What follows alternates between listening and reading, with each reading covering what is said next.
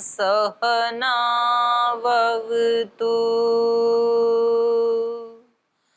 सहनौ भुनक्तु सह वीर्यं करवावहै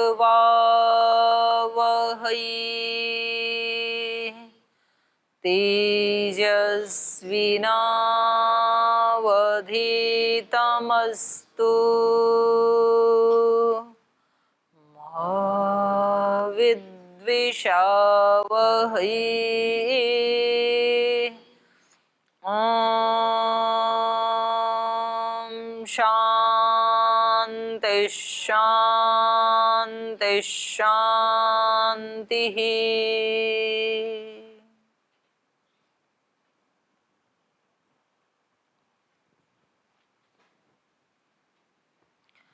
बालकांड का पंचदश सर्ग पढ़ रहे थे रामायण में, और सभी देवताओं ने इनके अश्वमेध यज्ञ के बाद जो पुत्रेष्टि यज्ञ की आहुतियां दी जा रही हैं, उसमें सभी देव गंधर्व आदि ने आकर के इनको भी आशीर्वाद दिया, महाराजा दशरथ को भी, और परस्पर रावण के वध के लिए उन्होंने योजना बनाई, विष्णु से उन्होंने प्रार्थना की। ये प्रसंग चल रहा था। इस विषय में आपका कोई प्रश्न है? किसी को कुछ पूछना तो नहीं है? हाँ जी, इनको माइक दे दो, इनको कुछ पूछना है। इधर इस साइड में शीघ्रम। जो इसको कल चला दो भाई। हाँ, आपने बताया था कि रावण के संबंध में, रावण का इतना उसकी महिमा थी, इतना उसका बाहुबल था कि समुद्र अपनी जो उसकी प्रकृति है वो छोड़ करके सम हो जाता था। मैं नहीं कह रही, ये कह रहे हैं जी। महर्षि वाल्मीकि जी कह और रहे हैं। वायु जो उसके संबंध छाती थी तो वो समान हो जाती थी। इस तरीके से जो वर्णन में आया है, तो ये स्थूल रूप में है कि ये अलंकृत रूप में है? अलंकृत रूप में है। और ये जानना चाह रहा था कि जब ये अलंकृत रूप में है तो उनको ऐसा वर्णन होना चाहिए। अभी तक ऐसी भ्रांति फैली हुई है कि एक इंद्रदेव होते हैं, एक वायुदेव होते हैं, एक सूर्यदेव होते हैं। वो तो है, वो कोई भ्रांति नहीं है, वो तो है ही। अभी आपको तक नहीं हम दिखता? प्रत्यक्ष ही है वो तो। भ्रांति कुछ इस तरीके की है कि उनका त्वमेव जैसे एक प्रत्यक्षं ब्रह्मासि त्वमेव प्रत्यक्षं वदिष्यामि सत्यं वदिष्यामि ऋतं वदिष्यामि तन्माम अवतु तद्वक्तारम अवतु अवतु आम अवतु वक्तारम। मंत्र नहीं सुना उपनिषद का आपने? वो वायु को ही तो कह रहे हैं। जी दीदी जी शन्नो मित्रः शं वरुणः शन्नो भवत्तर्यमः। तो वो सारे देवों के तो नाम लिए जा रहे हैं वहां पे। जी हाँ जी, ऐसा कि ये जैसे भ्रांति कि नहीं है कि एक अग्निदेव है, एक वायुदेव है, ये तो है ही। आप रोज यज्ञशाला में नहीं देखते हैं? एक अग्निदेव का रूप यज्ञशाला में है, एक आपकी किचन में है, एक आपके शरीर में है जठराग्नि के रूप में, एक सूर्य के रूप में है अग्नि, एक जो गाड़ी चलती है इंजन के रूप में, कोयला आदि या डीजल आदि कोई भी, वो भी अग्नि ही है। तो अग्नि के अनेक रूप हैं, तो ये तो है ही अग्निदेव। जी वो ऐसा कि जैसा कि वर्णनों में आया है कि उनका एक रूप होता है जैसा मनुष्य रूप होता है, ऐसे एक तो मुकुट ड्रॉ लगाए हुए। कैसे करें? कोई बात आपको बतानी है तो उसको ड्रॉ तो करना पड़ेगा ना। तो मनुष्य का रूप नहीं बनाए तो कुत्ता बिल्ली का बना दो, पेड़ का बना दो, कोई तो आकृति बनानी पड़ेगी ना। कोई चीज हमें बतानी है तो कैसे बताएं? ये बताना है कि इस व्यक्ति को पेट में दर्द है, तो कैसे बताओगे? तो उस व्यक्ति का ऐसा चेहरा बनाएंगे, रोना सा, रोता हुआ सा, या पेट पे ऐसे हाथ रखता हुआ सा, उसका हा ऐसा चेहरा तो नहीं हो सकता है, मुस्कुराता हुआ। तो वो तो एक मीडिया है अपनी बात को बताने का। कभी वो बात किसी गीत में काव्य के रूप से बताया जाता है कि मेरे मन में क्या भाव है, मैं ईश्वर को किस रूप में देखता हूँ, मंत्र के रूप में बताएंगे, किसी भजन के रूप में बताएंगे, या कोई पुस्तक लिख के हिंदी, इंग्लिश, संस्कृत, मलयालम, जो भी भाषा है, मराठी, कन्नड़ा, तो उनमें बताएंगे, भाषा माध्यम बनेगी, या फिर कोई चित्र बनाएंगे। जो आप बिजली का जो खंभा है उसमें जो बिजली है, हाई पावर वोल्टेज है, तो वहां किसी बच्चे को, प्राणी को नहीं जाना चाहिए, क्योंकि वहां डेंजर है, खतरा है। तो खतरे को कैसे दिखाया जाता है? एक लाल बोर्ड लगाते हैं, फिर एक मनुष्य बनाते हैं और उसको ऐसे चिल्लाता हुआ सा उसके पूरे दांत जबड़े दिखाते हैं, सिर पे 2 सींग उगाते हैं, फिर लिखते हैं डेंजर। बताना तो उस खतरे को है ना, तो ड्रॉ तो करना पड़ेगा। तो वहां किसी योगी का चित्र तो लगा नहीं सकते। तो एक मीडिया है अपने मन के जो विचार है, जो हम कहना चाहते हैं दूसरे को, तो उसको कैसे कहें, तो उसके अनेक माध्यम हो सकते हैं। उसकी मूर्ति भी बनाई जा सकती है। तो जो चित्र बनाई हैं, मूर्तियां बनाई हैं, वो भी कहा जा रहा है। अब जब शिव जी का जो चित्र है वो कोई मनुष्य का वर्णन थोड़ी है, एक योगी का वर्णन है। मनुष्य के सिर में गंगा कैसे निकल सकती है भला? निकल सकती है। मनुष्य के माथे पे चंद्रमा कैसे आ सकता है? नहीं आ सकता है। तो वो क्या है? कुछ बताना चाह रहे हैं। योगी का माइंड कैसा होना चाहिए? शीतल। शीतल और पवित्र दोनों। गंगा 2 का प्रतीक है ना जी। शीतलता का और पवित्रता का। पवित्रता का। ज्ञान कैसा होना चाहिए? निर्मल। द्वितीया का चंद्रमा किस चीज का प्रतीक है? वृद्धि का। द्वितीया के बाद चंद्रमा वृद्धि को प्राप्त होता है ना, तृतीया चतुर्थी, नहीं तो पूर्णिमा का ही लगा देते, द्वितीया का क्यों लगाया? तो योगी का ज्ञान हमेशा वृद्धि को प्राप्त होता है। चंद्रमा पूर्णिमा का लगाएं तो एंड, ज्ञान की समाप्ति। ज्ञान की समाप्ति कभी हो नहीं सकती, क्योंकि ज्ञान तो अनंत है।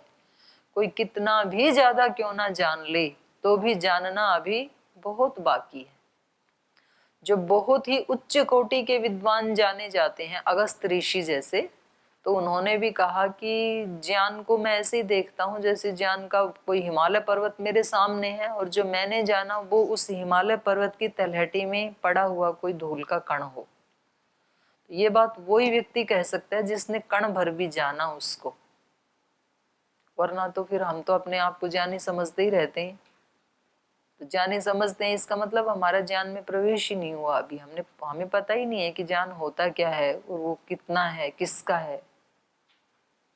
तो ये जो वर्णन किया जा रहा है ऋषि के माध्यम से, तो क्योंकि वो कवि हैं तो वो काव्य के माध्यम से उसका वर्णन कर रहे हैं कि आतंक इतना है कि जो शक्तिशाली पंच महाभूत हैं वो भी मानो उससे पराजित हो गए हैं, ऐसा वर्णन है ये। तो कोई तो माध्यम तो बनाना पड़ेगा ना, किसी व्यक्ति का आतंक दिखाना है तो आतंक ऐसे ही तो दिखाया जाता है कि भाई सारा, जैसे किसी मनुष्य का आतंक दिखाना है तो वो जिस घर में रहता है, तो यूं कहेंगे भाई इस घर में जैसे ये व्यक्ति आता है तो सारे लोग कैसे हो जाते हैं? भीगी बिल्ली जैसे हो जाते हैं। अब आप पहले तो बिल्ली लाओ, फिर उसको भिगो पानी में, तो ऐसे तो सारे लोग बनते नहीं है। घर वाले बिल्ली थोड़ी बनते हैं, मनुष्य ही रहते हैं, भीगते भी नहीं है पानी में, सूखे ही रहते हैं। तो भी बोला तो जाता है ना ऐसे। तो उसका अभिप्राय क्या है? जैसे भीगी हुई बिल्ली बेचारी लाचार हो जाती है, ऐसे सिकुड़ के रहती है, ऐसे सारे लोग सिकुड़ के रहते हैं। तो ये कहने का एक तरीका होता है।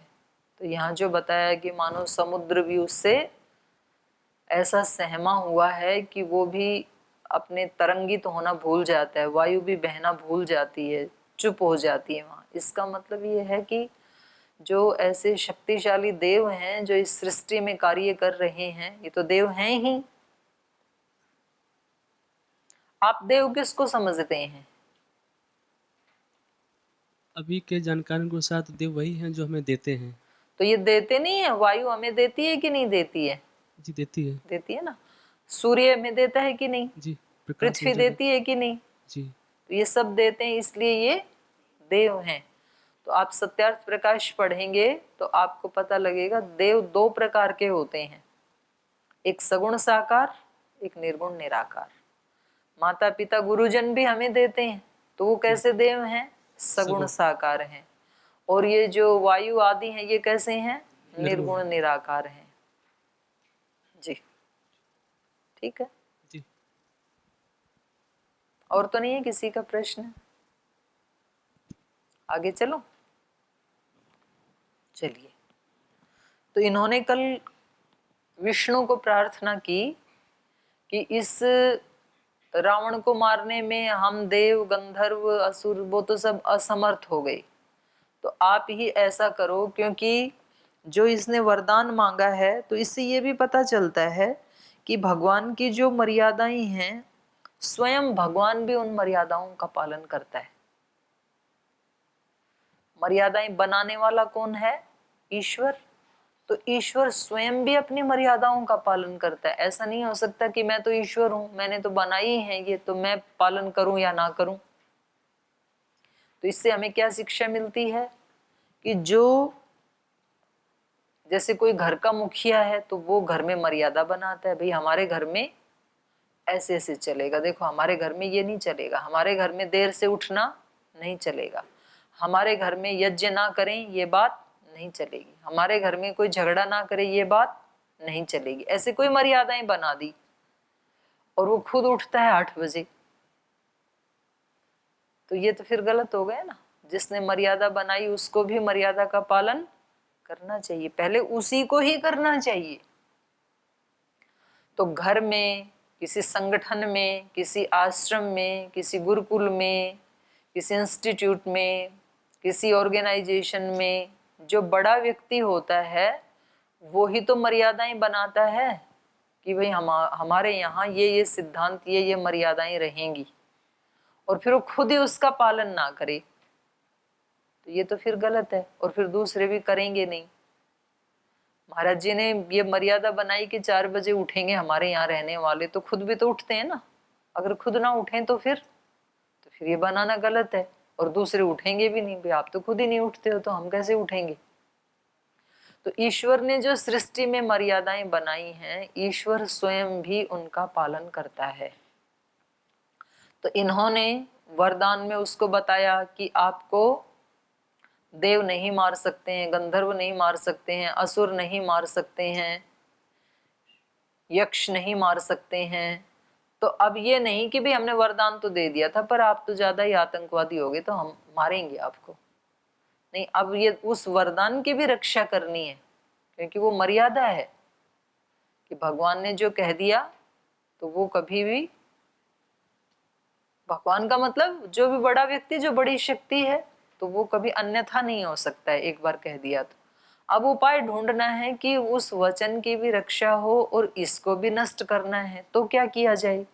तो मनुष्य को भूल गया था उस समय मनुष्य कहना, तो मनुष्य के माध्यम से ही ऐसी दिव्य शक्तियां भर दी जाएं उस मनुष्य में। तो मनुष्यों के शरीर तो सबके अलग अलग हैं, लेकिन शक्तियां, माने शरीर तो एक ही जैसे हैं लेकिन शक्तियां अलग अलग हैं। देखने में तो सब एक ही जैसे हैं, सबकी आंखें एक ही जैसी हैं लेकिन सबकी दृष्टि अलग अलग है। सबका ब्रेन देखने में, माइंड एक ही जैसा, सिर एक ही जैसा है, लेकिन उस सिर के अंदर भरे हुए विचार सबके अलग अलग हैं।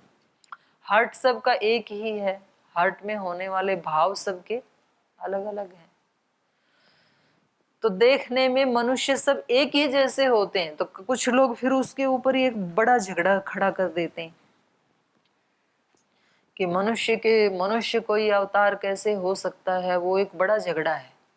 अवतार हम सभी अवतार हैं, क्योंकि हम सब ही इस पृथ्वी लोक पे ईश्वर की कृपा से अवतरित हुई आत्माएं हैं। हम तो किसी मनुष्य ने थोड़े ना बनाया हमें।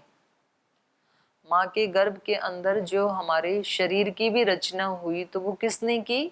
ईश्वर ने की। तो हम सब ही अवतार ही हैं, सबके अंदर ही वो शक्तियां दी हैं भगवान ने कि वो अपनी भी शक्तियों को अभिव्यक्त कर ले, और फिर भी कम पड़े तो ईश्वर से भी वो शक्तियां मांग ले और वो परम शक्तिशाली बन जाए, जैसे कोई ऋषि योगी।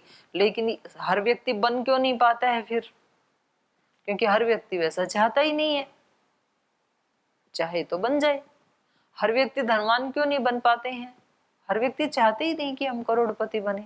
व्यक्ति तो कहता है बस दाल रोटी मिल जाए जी, भगवान की कृपा है और कुछ नहीं चाहिए, जो खुद कोई कुछ नहीं चाहिए तो मिलेगा कैसे? लेकिन जिसको चाहिए और फिर वो वैसा पुरुषार्थ भी करे, तो आज भी इतना धन है कि बहुत सारे लोग धनवान बन सकते हैं, और हो सकता है इस धन की कहीं कमी भी आ जाए, लेकिन ईश्वर से युक्त सब हो सकते हैं, क्योंकि ईश्वर तो है ही सबके अंदर। ईश्वर सर्वभूतानां हृदयेशे अर्जुन तिष्ठति, वो तो सबके हृदय में पहले से ही विद्यमान है, तो उसको जानना तो सबके लिए पॉसिबल है, किसी के लिए भी इम्पॉसिबल नहीं है। तो फिर दिखता क्यों नहीं है, सब जानते क्यों नहीं है, जब सबके अंदर ही है, सबके लिए क्योंकि सब चाहते ही नहीं, इसलिए नहीं। तो यहां जिसने चाहा, जिन ऋषियों ने, योगियों ने, यक्षों ने, गंधर्वों ने कि ऐसी व्यवस्था होनी चाहिए, तो उन्होंने भगवान से प्रार्थना की कि मनुष्य के रूप में ही कोई ऐसी शक्ति अवतरित हो जो इसका नाश करे। प्रार्थना में बहुत बड़ी शक्ति होती है। सारे वेदों के मंत्र क्या हैं? प्रार्थनाएं ही तो हैं। प्रार्थना का मतलब ये नहीं है कि केवल वाणी से बोलते रहें, वैसा पुरुषार्थ ना करें। तो महाराज जी हमें हर बार क्या सिखाते हैं? प्रार्थना कैसी होनी चाहिए? पुरुषार्थ पूर्ण। पुरुषार्थ पूर्ण, जो बोल रहे हैं वैसा ही पुरुषार्थ भी करें, तो फिर वो प्रार्थनाएं जरूर पूरी होती हैं। प्रार्थना में बड़ा बल है। तो यहां इन्होंने, देवों ने प्रार्थना की कि आप महाराजा दशरथ के यहाँ आ सकते हैं, क्योंकि राजा दशरथ जो हैं वो कैसे हैं? धर्मज्ञ हैं, उदार हैं, ऋषियों के समान तेजस्वी हैं। तो वो अधिकारी है ना किसी तेजस्वी संतान को अवतरित करने के लिए। और जो खुद ही आलसी है, प्रमादी है, जुआरी है, शराबी है, कबाबी है, उसके यहाँ महान आत्मा को अवतरित करने का वो अधिकारी ही नहीं है, तो क्यों आए उसके वहां? जब वो तपस्वी नहीं है तो तपस्वी आत्माएं उसके घर में क्यों आई? तो ये क्योंकि उसके अधिकारी हैं, तो इसलिए यहाँ कहा जा रहा है। अच्छा, उनकी पत्नियां हैं, वो भी इसकी अधिकारिणी हैं, तो वो साक्षात हरि श्री कीर्ति की ही जैसी हैं, उनकी उपमा दी गई है। तो इसलिए कहा कि आप अपने आप को ही चतुर्विधम कृत्वा, माने 4 देवी शक्तियों को लेकर के आप यहाँ आओ। और जो अवध्य है रावण, जिसको हम मार नहीं सकते हैं, देवतई अवध्यम विष्णु समरे जही, ऐसे उस रावण को समर में आप मार दो। तो उन्होंने इसको स्वीकार किया। तो हम 23 नंबर श्लोक तक पढ़ चुके थे, है ना? ऋषयश्च ततस्तेन गन्धर्वाप्सरसस्तथा क्रीडन्तो नन्दनवने रौद्रेण विनिपातिताः वधार्थं वयमायातास्तस्य वै मुनिभिः सह सिद्धगन्धर्वयक्षाश्च ततस्त्वां शरणं गताः त्वं गतिः परमा देव सर्वेषां नः परं तप वधाय देवशत्रूणां नृणां लोके मनः कुरु।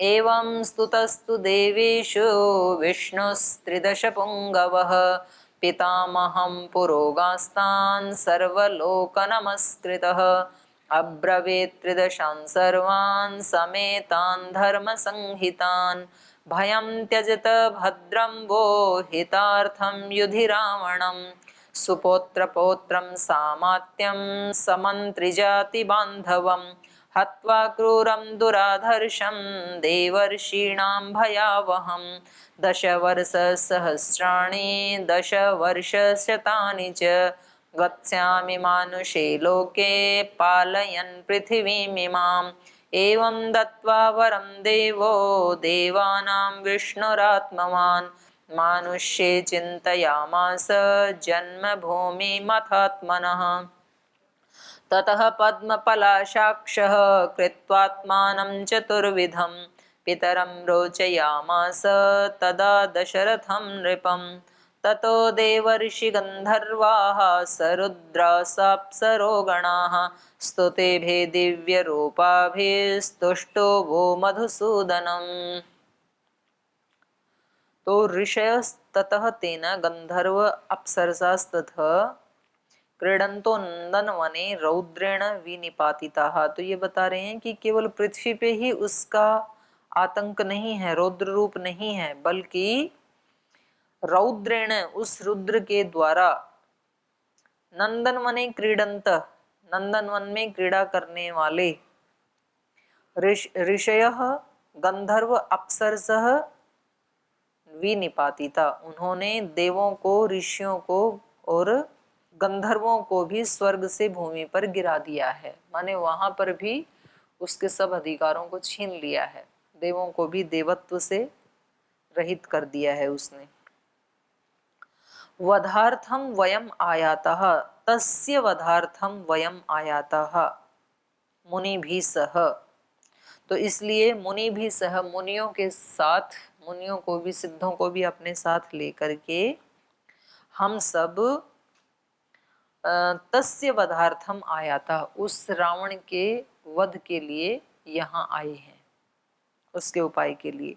सिद्ध गंधर्व यक्षाश्च ततः त्वाम शरणम गताः, और तब सिद्ध गंधर्व और यक्ष सब उस प्रभु की शरण में आ गए कि हम सब आपकी शरण में आए हैं, रावण का वध करने के लिए, आपको निवेदन करने के लिए हम यहाँ आए हैं।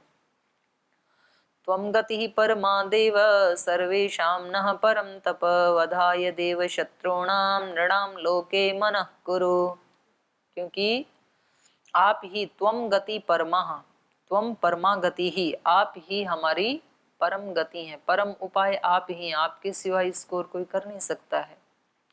त्वं परमा गति देव, हे देव आप ही परम गति हैं, सर्वेषाम हम सब की, नः हम सब की, नः सर्वेषाम हे देव हे परम तप, नः सर्वेषाम हम सब की, त्वं परमा गति ही, आप ही परम गति हैं, आप ही एकमात्र आश्रय हैं, आप ही इस संकट से उबार सकते हैं।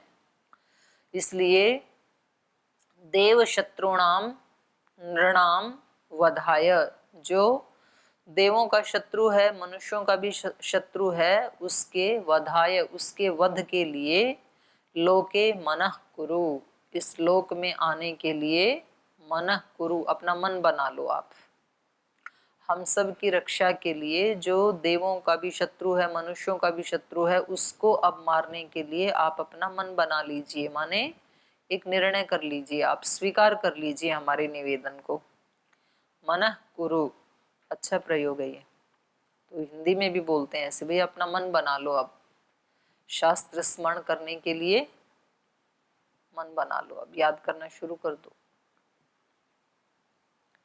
एवं स्तुतस्तु देवेषु विष्णुस्त्रिदश पुंगवः पितामहं पुरोगास्तान् सर्वलोका नमस्कृतः। तो कहा एवं इस प्रकार से, स्तुतः स्तुति किया जाता हुआ, तू निश्चित रूप से, इस प्रकार निश्चित रूप से स्तुति किया जाता हुआ वह विष्णु, विष्णु त्रिदश पुंगवः, वो जो विष्णु हैं, जो तीनों लोकों के स्वामी हैं, देवेशः देवों के भी जो ईश हैं विष्णु, पितामह पुरोगास्तान सर्वलोक नमस्कृत। तो ऐसे उस विष्णु ने पितामह को, पितामह मतलब ब्रह्मा को पितामह कहते हैं, तो पितामह को और पुरोगास्तान और उन सब देवों को, सर्वलोकः नमस्कृतः और सभी लोकों को भी नमस्कृतः प्रणाम करते हुए, अब्रवीत ये वचन बोले, ऐसे बोला, त्रिदशान सर्वान समेतान धर्म संहितान, इंद्र सहित उन सभी समेतान इकट्ठे हुए, धर्म संहितान जो धर्म के रक्षा करने वाले हैं, धर्म परायण हैं, जो देवता आदि, इंद्र आदि और पितामह ब्रह्मा आदि, उन सब को प्रणाम करते हुए विष्णु भगवान ऐसे बोले, अब्रवीत इस प्रकार बोले, क्या बोले, भयम त्यजत, तुम भय को त्याग दो।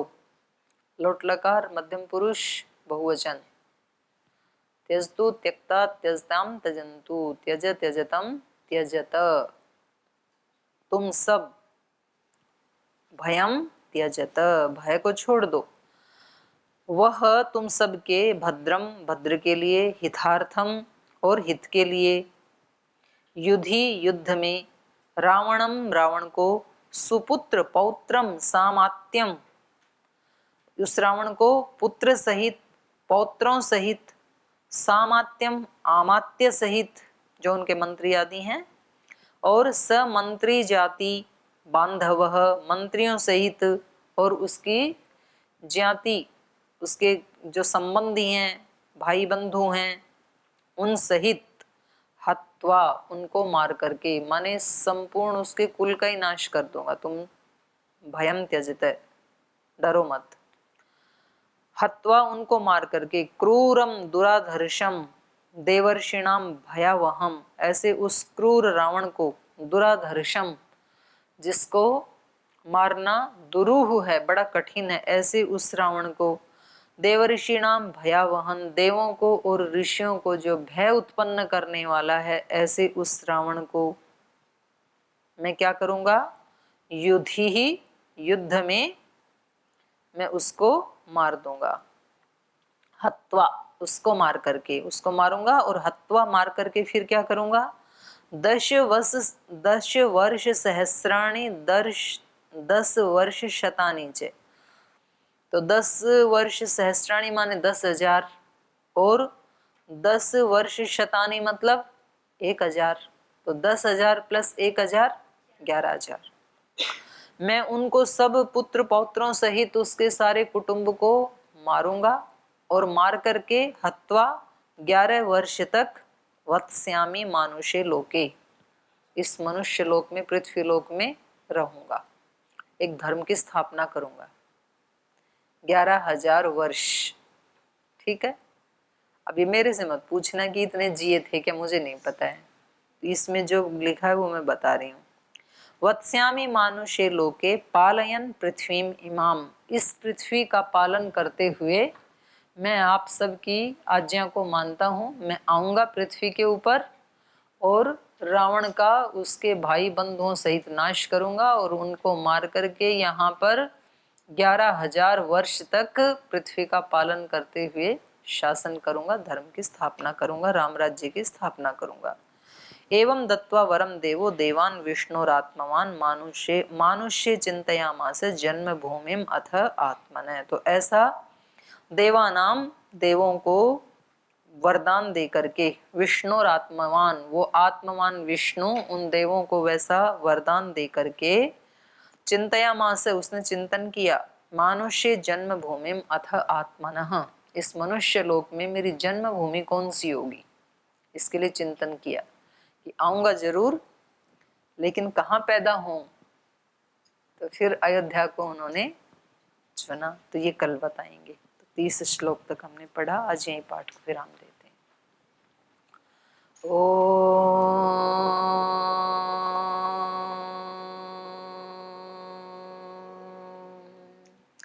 शांति शांति शांति।